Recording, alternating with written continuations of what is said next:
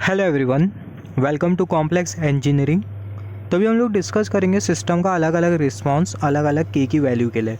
हमने डिस्कस किया था रूट लोकस के हेल्प से सिस्टम का जो अलग अलग रिस्पांस होता है अलग अलग के की वैल्यू के लिए, उसको हम लोग फाइंड आउट करेंगे। मतलब के की अलग अलग रेंज होगी जिसके रेस्पेक्ट में सिस्टम का जो रिस्पॉन्स होगा वो अलग अलग होगा। तो यहाँ पर हमने कंसिडर किया open loop transfer function G of s into H of s is equal to K divided by s into s plus two. यहाँ पर बहुत हद तक के क्लियर है कि यहाँ पर हमें मिलने वाला है ओरिजिन पोल। तो अगर हम लोग रूट लोकस ड्रॉ करें तो ये जो वाई एक्सिस है वो हमें इंडिकेट कर रही है इमेजिनरी एक्सिस, और जो एक्स एक्सिस है वो हमें इंडिकेट कर रही है रियल एक्सिस।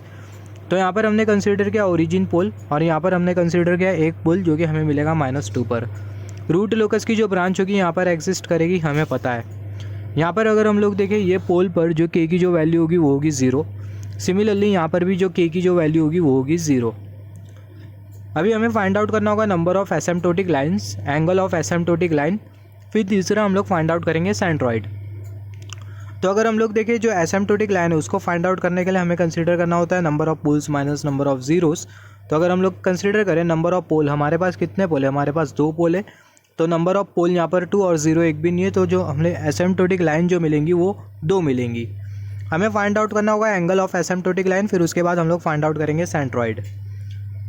तो अगर हम लोग सेंट्रॉइड पहला फाइंड आउट करें तो summation of pole minus summation of zeros divided by pole minus zeros. तो अगर हम लोग यहाँ पर पुट करें, हमें पता है समेशन ऑफ पोल और समेशन ऑफ जीरो। यहाँ पर अगर हम लोग समेशन ऑफ पोल कंसीडर करें और समेशन ऑफ जीरो कंसीडर करें, हमें पता है 0 - 2 - 0 डिवाइडेड बाय 2 हमें मिल जाएगा -2 डिवाइडेड बाय 2 हमें मिल जाएगा -1। तो जो सेंट्रॉइड हमें जो मिलेगा -1 पर मिलेगा। तो यहाँ पर -1 होगा और यहाँ पर हमें मिलेगा सेंट्रॉइड। हमें पता है सेंट्रॉइड का मतलब क्या होता है। सेंट्रॉइड एक पर्टिकुलर पॉइंट होता है। सेंट्रॉइड एक पर्टिकुलर पॉइंट होता है जहाँ से एक से ज़्यादा एसिम्प्टोटिक लाइन आके मिलती है। सिमिलरली अभी हमें यहाँ पर फाइंड आउट करना होगा angle of asymptotic line. Angle of asymptotic line find out करने के लिए हम लोग यूज़ करते हैं ये वाला relation θ1 = 2q + 1 × 180 degree divided by 2। Q की जगह पहला पुट करेंगे 0, फिर उसके बाद जब दूसरी वाली एसिम्प्टोटिक लाइन के लिए हम लोग angle of asymptote find out करेंगे तो क्यू की जगह पुट करेंगे 1। तीसरी वाली एसिम्प्टोटिक अगर हमें 3 एसिम्प्टोटिक लाइन मिलेंगी तो क्यू की जगह हम लोग पुट करेंगे 2। तो यहाँ पर अभी हमें क्यू की जगह पुट करना है 0, तो हमें मिल जाएगा 2 × 0, ये पूरा 0 हो जाएगा, हमें मिल जाएगा 180 डिग्री डिवाइडेड बाय 2। तो हमें जो पहली वाली जो एसिम्प्टोटिक लाइन है उसके लिए जो एंगल जो मिलेगा वो मिलेगा 90 डिग्री। सिमिलरली दूसरी वाली जो एसिम्प्टोटिक लाइन है उसके लिए हमें जो एंगल जो मिलेगा एंगल ऑफ एसिम्प्टोट वो मिलेगा 270 डिग्री। तो यहाँ पर अभी अगर हम लोग देखें पहली वाली एसिम्प्टोटिक लाइन के लिए हमें मिलेगा ये वाला एंगल 90 डिग्री का एंगल। मतलब पहली वाली जो एसिम्प्टोटिक लाइन होगी वो 90 डिग्री के एंगल से प्रोसीड करेगी। तो यहाँ पर हमने कंसीडर किया एक एसिम्प्टोटिक लाइन जो कि 90 डिग्री के एंगल से प्रोसीड कर रही है, और दूसरी हमने एसिम्प्टोटिक लाइन कंसीडर किया था जो कि 270 डिग्री के एंगल से प्रोसीड करेगी।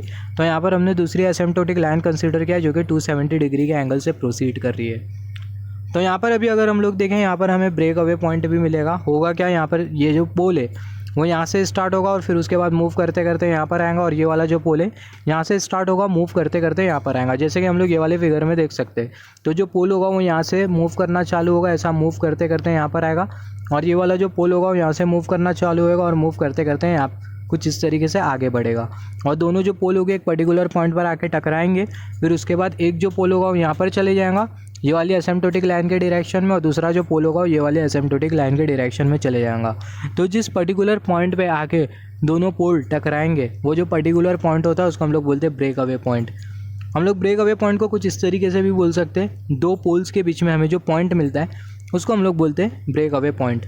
तो अभी यहाँ पर हमें फाइंड आउट करना होगा ब्रेक अवे पॉइंट। तो अभी अगर हम लोग break away point find out करें, हमें पता है किस तरीके से हम लोग break away point find out करते हैं। हमें के का डिफ्रेंसिएशन परफॉर्म करना होता है एस के रेस्पेक्ट में, और उसको हम लोग 0 के साथ इक्वेट कर देते हैं। के का डिफ्रेंसिएशन अगर हम लोग ये ट्रांसफ़र फंक्शन को ध्यान से देखें तो हमें मिल जाएगा के divided by s into s plus 2। यहाँ से हमें मिल जाएगा ये ट्रांसफ़र फंक्शन से हमें मिल जाएगा S square plus 2s plus K equal to 0। यहाँ से हमें मिल जाएगा K is equal to minus S square plus 2s। अभी हम लोग डिफ्रेंसिएशन परफॉर्म करेंगे के का विद रेस्पेक्ट टू एस। के का डिफ्रेंसिएशन परफॉर्म करेंगे, इसका मतलब ये वाले टर्म का डिफ्रेंसिएशन परफॉर्म करेंगे एस के रेस्पेक्ट में, और उसको हम लोग 0 के साथ इक्वेट कर देंगे। D K divided by D S equal to 0। D divided by D S के जगह हम लोग पुट करेंगे ये पूरा टर्म, हमें मिल जाएगा minus S square plus 2s equal to 0। तो आउटकम हमें जो निकल के आएगा वो होगा -1। तो यहाँ पर अभी अगर हम लोग देखें हमें जो ब्रेक अवे जो पॉइंट मिल रहा है वो -1 पे मिल रहा है जहाँ पर सेंट्रॉइड है। तो जहाँ पर जो सेंट्रॉइड होगा वहाँ पर ही होगा ब्रेक अवे पॉइंट, मतलब -1 पर हमें मिलेगा ब्रेक अवे पॉइंट। तो -1 पर हमें 2 पॉइंट मिल रहे हैं, हमें एक सेंट्रॉइड मिल रहा है और एक ब्रेक अवे पॉइंट मिल रहा है। तो ये ब्रेक अवे पॉइंट पर दोनों रूट लोकस आएंगे, दोनों रूट लोकस टकराएंगे ब्रेक अवे पॉइंट पर, और एक रूट लोकस यहाँ पर चले जाएगा ऊपर की तरफ और दूसरा जो रूट लोकस होगा वो नीचे की तरफ चले जाएगा। Just wait for a second. यहाँ पर अभी अगर हम लोग देखें ये वाली जो एसिम्प्टोटिक लाइन होगी इन्फिनिटी तक के जाएंगी, हम लोग कंसीडर कर सकते हैं k is equal to infinity. Similarly ये वाली जो एसिम्प्टोटिक लाइन है वो इन्फिनिटी तक के जाएंगी, तो हम लोग कंसीडर कर सकते हैं k is equal to infinity. तो यहाँ पर अभी अगर हम लोग देखें, जैसे कि मैं आपको बोल रहा था ये बहुत इंपॉर्टेंट पॉइंट है, यहाँ से ये जो रूट लोकस होगा वो चलना चालू करेगा, फिर यहाँ पर आएगा, यहाँ से ये वाला जो रूट लोकस होगा वो चलना चालू करेगा, फिर वो ब्रेक अवे पॉइंट पर आएगा, फिर एक जो रूट लोकस होगा वो ऊपर चले जाएगा, दूसरा जो रूट लोकस होगा वो नीचे की तरफ चले जाएगा। तो हमने डिस्कस किया था ट्रांसेंट, जब हम लोग ट्रांसेंट एनालिसिस कर रहे थे तो तब हमने डिस्कस किया था। सबसे पहले अगर हम लोग ये वाले रूट लोकस को देखें तो हमें क्या दिख रहा है, क्या लग रहा है, ये वाले रूट लोकस को देखते हुए हमें क्या लग रहा है, सिस्टम स्टेबल रहेगा, अनस्टेबल रहेगा या फिर मार्जिनल स्टेबल रहेगा। ऑब्वियसली यहाँ पर अगर हम लोग देखें सारे के सारे जो पोल्स है या फिर बोल सकते हैं पूरा जो रूट लोकस है वो LHS में एक्सिस्ट कर रहा है, हैंस जो सिस्टम होगा वो स्टेबल होगा, मगर k की अलग अलग रेंज होगी जिसमें सिस्टम का जो रिस्पॉन्स होगा वो अलग अलग होगा, जिसके बारे में हम लोग डिस्कस कर रहे हैं। तो अब तक के अगर हम लोग देखें रूट लोकस को देखते हुए हम लोग बोल सकते हैं कि जो सिस्टम होगा पक्का स्टेबल रहने वाला है। तो यहाँ पर अभी अगर हम लोग देखें जो सिस्टम होगा वो स्टेबल रहेगा, system is stable as no pole on RHS। जैसे कि हमने डिस्कस किया था ट्रांसेंट एनालिसिस में, अगर पोल्स अगर कुछ इस तरीके से लाया करते, एक पोल यहाँ पर होता है और एक पोल यहाँ पर होता है, मतलब पोल्स अगर इमेजिनरी एक्सिस पर होते दो अलग अलग जगह, तो उस केस में सिस्टम का जो रिस्पॉन्स होता है वो होता है अनडैम्प रिस्पॉन्स। सिमिलरली अगर पोल्स अगर यहाँ पर एक पर्टिकुलर पॉइंट पर दो पोल्स अगर एग्जिस्ट करते, एक पर्टिकुलर पॉइंट पर अगर दो रिपीटेड पोल हो, तो उस केस में सिस्टम का जो रिस्पॉन्स होता है वो होता है क्रिटिकली डैम्प रिस्पॉन्स।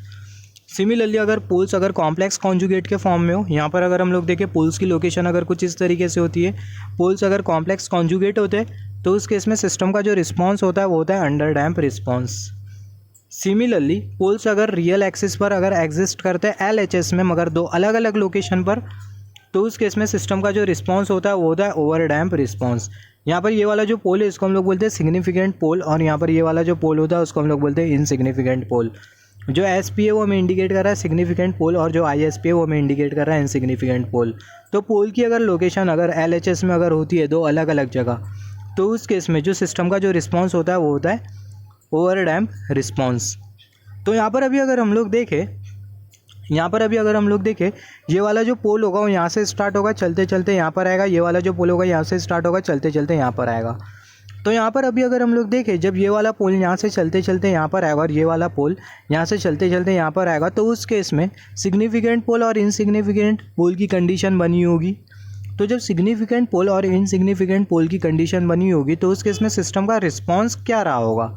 जैसे कि हमने डिस्कस किया था सिग्निफिकेंट पोल और इनसिग्निफिकेंट पोल अगर हमें मिलता है, सिस्टम का जो रिस्पॉन्स होगा वो होगा ओवर डैम्प रिस्पॉन्स। तो तब जो सिस्टम का जो रिस्पॉन्स होगा वो होगा ओवर डैम्प रिस्पॉन्स। ये वाला जो पोल होगा वो चलते चलते यहाँ पर आएगा, ये वाला पोल ओरिजिन से हटेगा, ओरिजिन से मूव करना चालू होगा, चलते चलते यहाँ पर आएगा, हमें सिग्निफिकेंट पोल इनसिग्निफिकेंट पोल की कंडीशन मिलेंगी, हैंस सिस्टम का तभी जो रिस्पॉन्स होगा वो होगा ओवर डैम्प रिस्पॉन्स।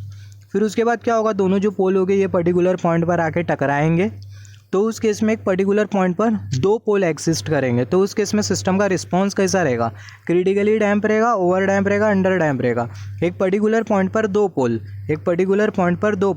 तो उस केस में सिस्टम का जो रिस्पांस होगा वो होगा क्रिटिकली डैम्प रिस्पांस।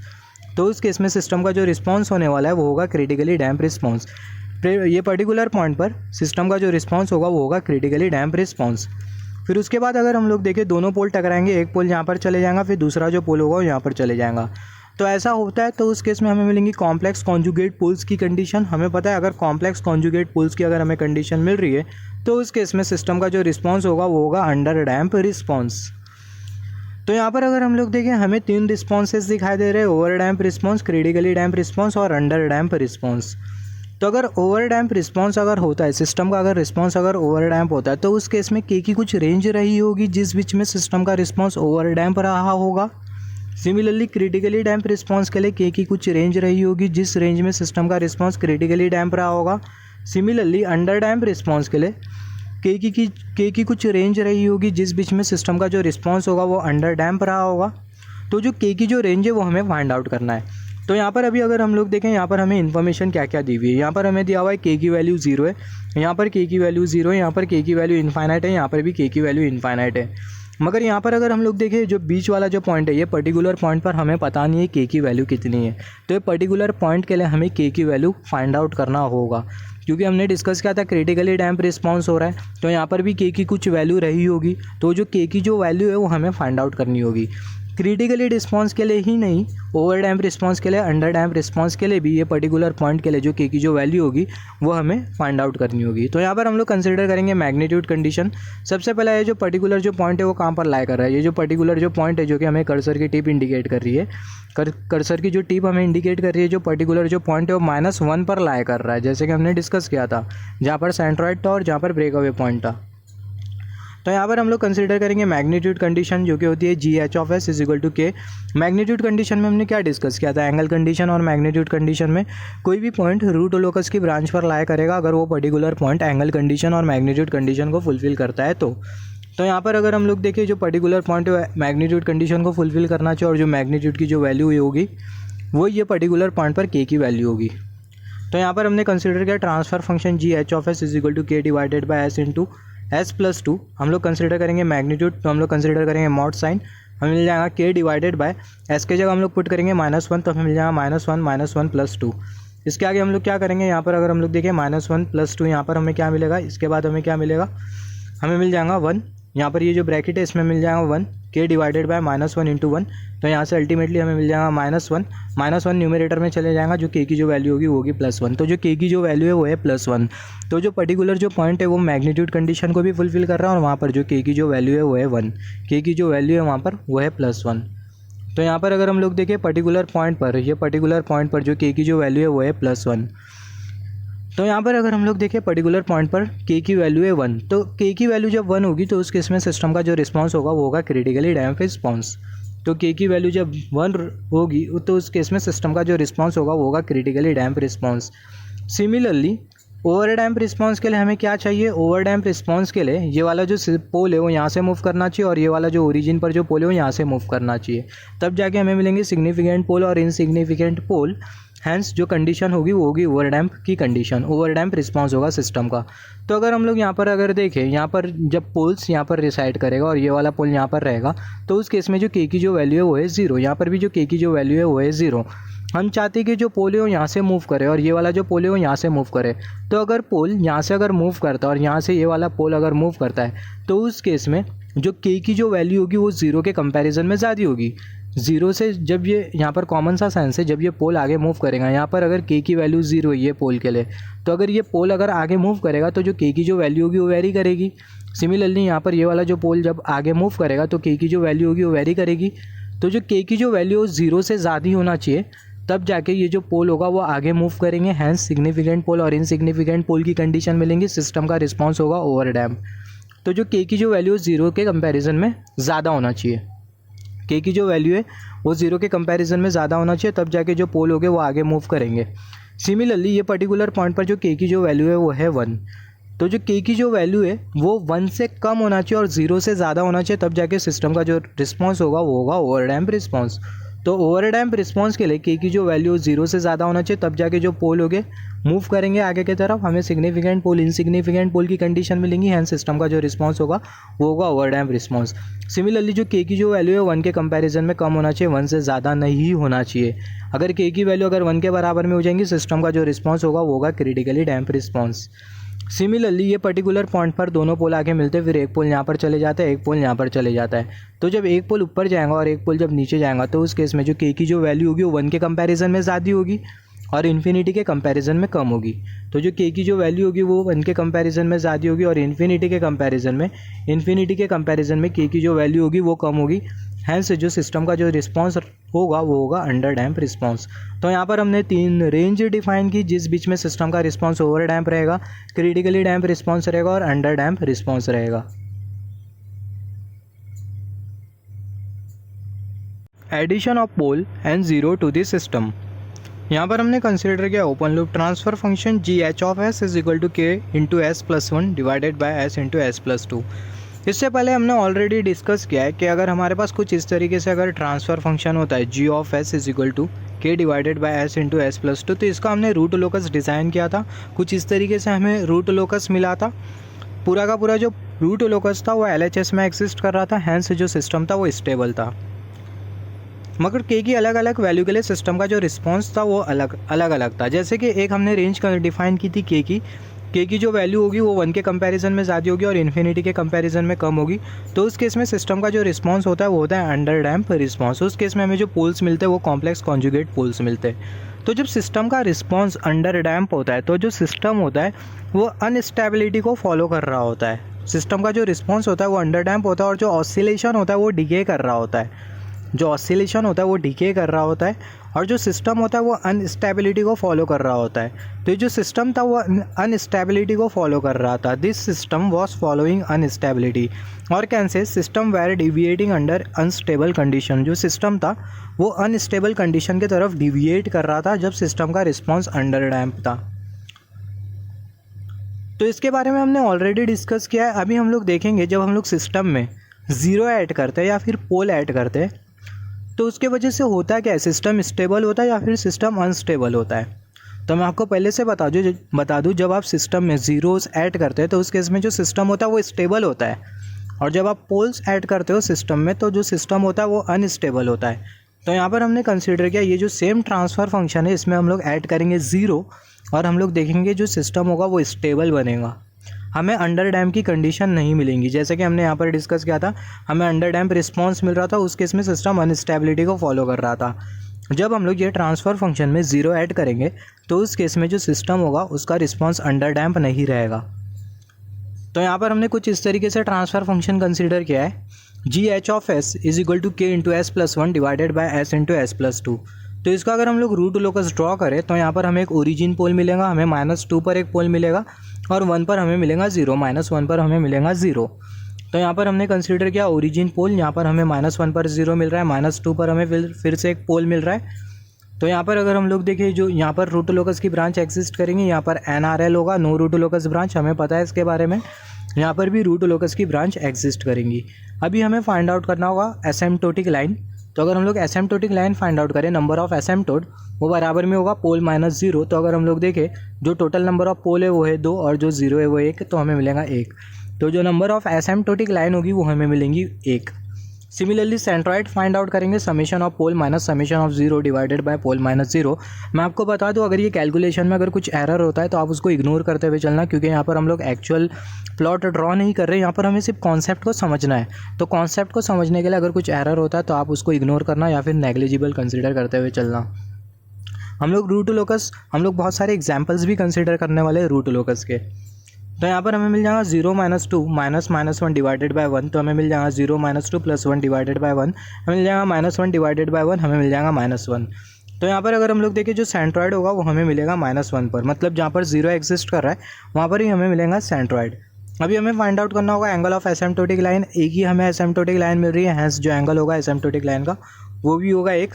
तो हमें मिल जाएगा theta is equal to 2 cube θ1। पहली वाली एसिम्प्टोटिक लाइन का हम लोग एंगल फाइंड आउट कर रहे हैं, तो यहाँ पर हमने कंसीडर किया θ1 is equal to 2 cube + 1 × 180 degree divided by total number of pole minus total number of 0 कितना है 1, तो डिनोमिनेटर में 1। तो हमें मिल जाएगा 180 डिग्री डिवाइडेड बाय 1, यहाँ पर हमें मिल जाएगा 180 डिग्री। तो जो एंगल ऑफ एसिम्प्टोटिक लाइन होगा वो होगा 180 डिग्री। तो जो एसिम्प्टोटिक लाइन का जो एंगल होगा वो होगा 180 डिग्री, मतलब जो एसिम्प्टोटिक लाइन होगी वो ये वाले डायरेक्शन में होगी। ये जो एरो आपको जो इंडिकेट कर रही है वो है एसिम्प्टोटिक लाइन का डायरेक्शन। तो यहाँ पर हमने फाइंड आउट किया एसिम्प्टोटिक लाइन। सिमिलरली यहाँ से ये वाला जो रूट लोकस होगा वो स्टार्ट होगा 0 पर जाके टर्मिनेट होगा, ये वाला जो रूट लोकस होगा वो स्टार्ट होगा और इन्फिनिटी पर जाके टर्मिनेट होगा। तो यहाँ पर अभी अगर हम लोग देखें यहाँ पर हमें कोई अंडर डैम्प रिस्पॉन्स वाली कंडीशन दिखाई नहीं दे रही है, क्योंकि अगर हम लोग देखें यहाँ पर हमें कॉम्प्लेक्स कॉन्जुगेट पोल्स मिल रही नहीं है। यहाँ पर अगर हम लोग देखें कॉम्प्लेक्स कॉन्जुगेट पोल्स की कंडीशन ही नहीं क्रिएट हो रही है। तो यहाँ पर अगर हम लोग देखें सिस्टम का जो रिस्पॉन्स होगा वो अंडर डैम्प रिस्पॉन्स नहीं रहेगा, हैंस जो सिस्टम होगा वो स्टेबिलिटी को फॉलो करेगा। यहाँ पर सिस्टम का जो रिस्पॉन्स होगा वो ओवर डैम्प रिस्पॉन्स रहने वाला है। सिग्निफिकेंट पोल और इनसिग्निफिकेंट पोल वाली कंडीशन, ओवर डैम्प रिस्पॉन्स हमें यहाँ पर सिस्टम का मिलेगा और ना ही क्रिटिकली डैम्प रिस्पॉन्स मिलेगा। तो यहाँ पर अगर हम लोग देखें जो सिस्टम होगा वो स्टेबिलिटी को फॉलो करेगा। तो जो सिस्टम है वो स्टेबिलिटी को फॉलो कर रहा है ज़ीरो के एडिशन के वजह से। तो ये बहुत इंपॉर्टेंट पॉइंट है, इसे नोट डाउन करना बहुत ज़रूरी है। ये एमसीक्यू में बहुत बार पूछा गया है। Due to the addition of zeros make system more stable. Zeros के एडिशन की वजह से जो सिस्टम होता है वो ज़्यादा स्टेबल होता है, और जो ज़ीरोज़ है वो LHS में एग्जिस्ट करना चाहिए, RHS में एग्जिस्ट नहीं करना चाहिए। तो यहाँ पर हमने ये देखा जब हम लोग सिस्टम में ज़ीरो ऐड करते हैं तो उस केस में जो सिस्टम होता है वो स्टेबिलिटी को फॉलो करता है, या फिर बोल सकते हैं जो सिस्टम होता है वो ज़्यादा स्टेबल होता है। सिमिलरली अभी हम लोग देखेंगे जब हम लोग सिस्टम में पोल ऐड करते हैं तो उस केस में क्या होता है। सिमिलरली जब हम लोग कंपनसेटर पढ़ेंगे तो कंपनसेटर में हम लोग ये डिस्कस करेंगे, जब हम लोग सिस्टम में लीड कंपनसेटर लगाते हैं तो उस केस में जो सिस्टम होता है वो ज़्यादा स्टेबल होता है।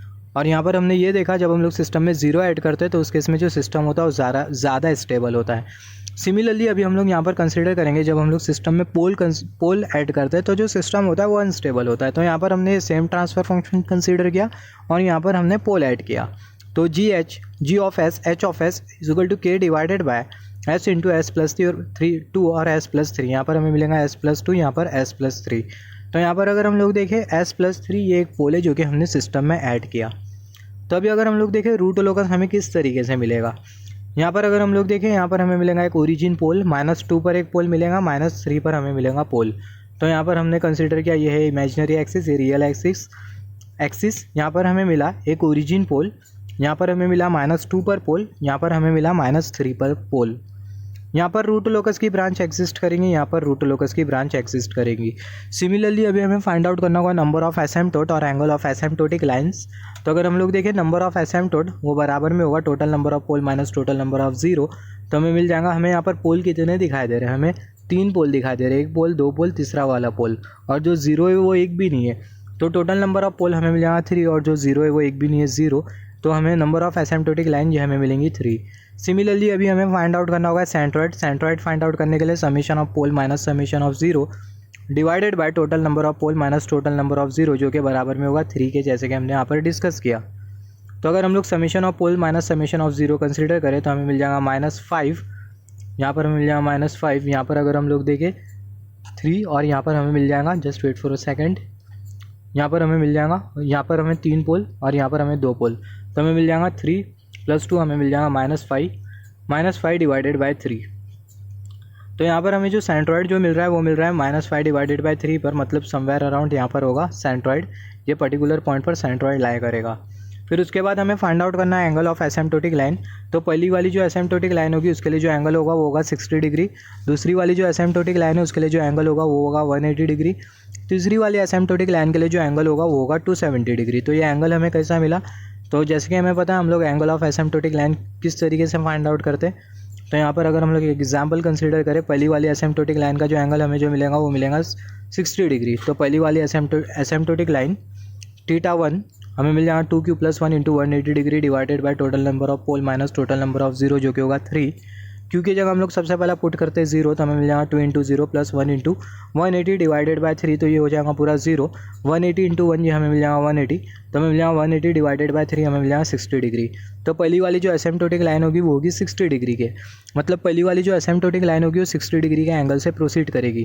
तो पहली वाली जो एसिम्पटोटिक लाइन होगी वो 60 डिग्री के एंगल से प्रोसीड करेंगी।